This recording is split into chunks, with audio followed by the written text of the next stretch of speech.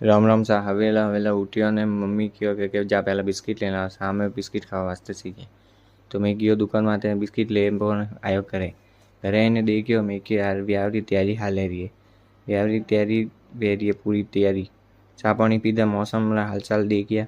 मैं कि वरसाद आवे तो पो भीना लेकिन वरसाद तो आयो ने कीधो। जब मैं हनोन कीधो हनोन करे पो पछी मने याद आया मैं कि यार पहला हनुमान चालीसा पढ़नी है। हनुमान चालीसा पढ़ी पछी गयो कबूतर सोत्र जो दोणा नोकीने आया वणोने दोणा नोकीने आई पछी घरे में पानी नोक्यो पौधों में।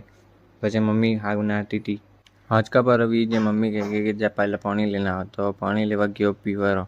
मैं शॉर्टकट थी गयो दूसरा गाँव में ने पछी पानी ले पो ने आयो।